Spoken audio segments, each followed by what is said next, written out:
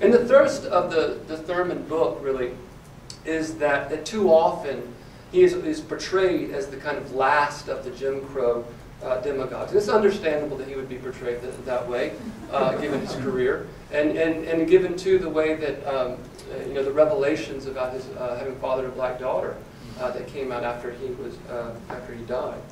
But this book is going to try to trouble that and to recast him instead as one of a handful of key players in forging the Sunbelt conservatism that was so key to the reorientation of the GOP in the last third of the 20th century. I think I'm down probably to 1 minute now, so I've got 4 other points. So we can take them in 15-second intervals. But that's right.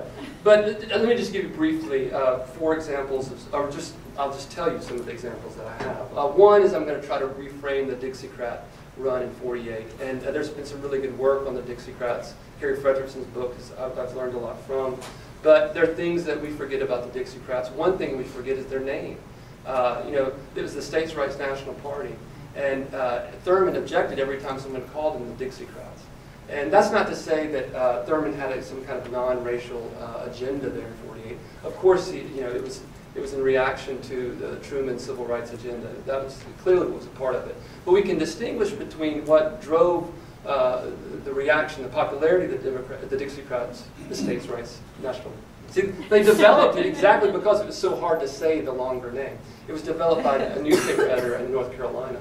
But Thurman always thought as a slur, as a way of kind of reducing what the movement was really about. And he continued to argue that decades after. You know, he would continue to take issue with people who would call them the Dixiecrats.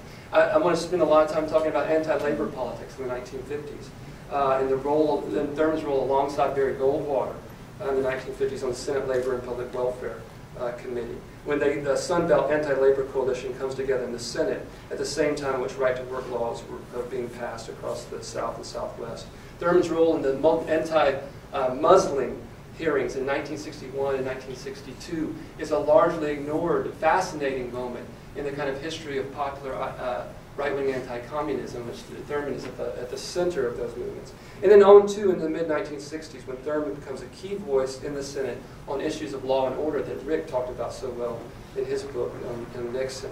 It's a key issue allowing him to bridge from a politics of massive resistance to you know, to what Thurman and others would come to refer to as the kind of permissive society, kind of soulless liberalism that called extremist revolutionaries who threatened the social order. I could give you more examples, but I think I want to hear what everybody else has to say too. But that's kind of some of the thrust of this work on Thurman, and I hope that we can talk more about it, maybe make a question and answer.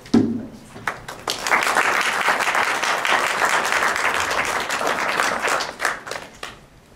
For those who are just coming in, Rick Wilson.